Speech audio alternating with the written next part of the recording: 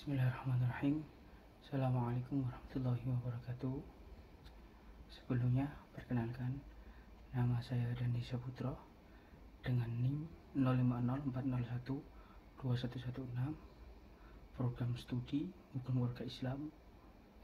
Di sini akan saya menjelaskan tentang larangan membela yang salah menurut Al-Quran Surat An-Nisa ayat 105 dan 107.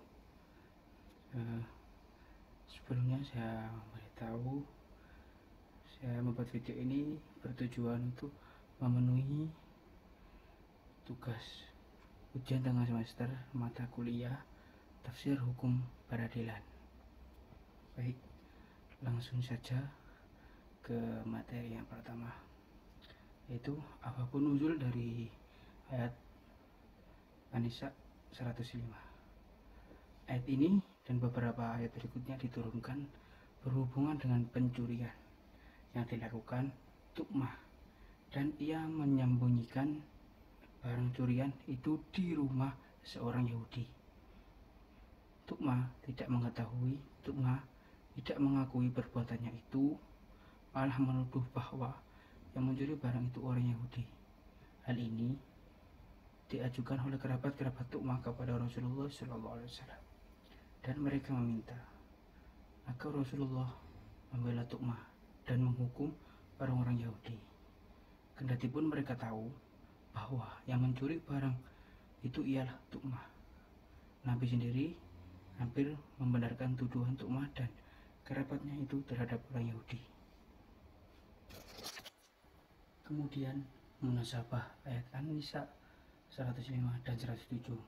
Dari surat ini, Surat An-Nisa ayat 105 dan 107 ini dapat diartikan bahwasanya keterkaitan di antara dua ayat dalam satu surat ini menerangkan bahwasanya larangan untuk membela yang salah, karena Allah telah menekankan bahwa Allah tidak suka pada orang-orang yang berdebat tentang mengkhianati diri sendiri, mereka sendiri, atau orang-orang yang berdebat tentang mengkhianati diri sendiri atau berdebat membela orang-orang yang berkhianat dan menyembunyikan suatu hal kebenaran yang mereka ketahui bahwa orang yang seperti itu bergelimang dosa dan bergelimang maksiat.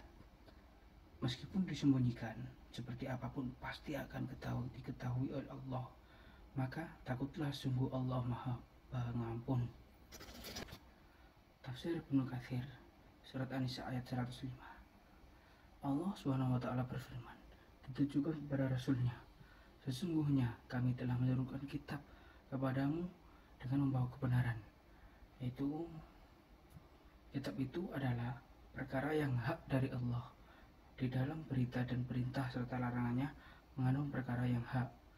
Firman Allah SWT, Bismillahirrahmanirrahim, litahkuma bainan nasi bima arakallah, supaya kamu mengadili antara manusia dengan apa yang telah Allah perlihatkan kepadamu.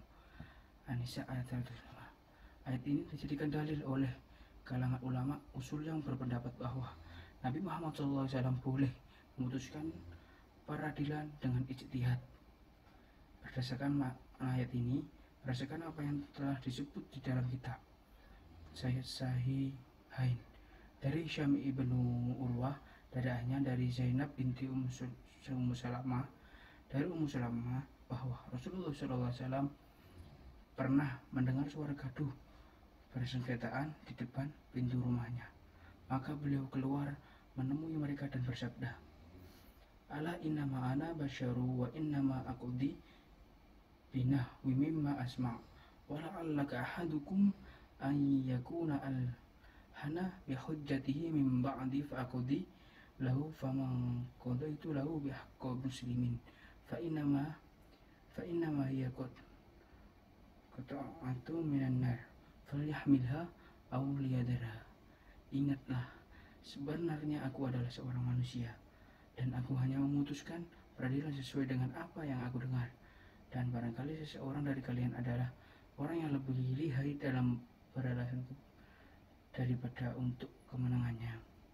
Maka barang siapa yang telah aku putuskan peradilan untuknya, maka terdapat seorang muslim, sesungguhnya hal itu hanyalah sepotong api neraka Karena itu hendaklah ia membawa atau membiarkannya. Baik, itu saja materi yang bisa saya sampaikan dari saya. Mohon maaf apabila ada salah kata. Wabillahi taufiq. Assalamualaikum warahmatullahi wabarakatuh.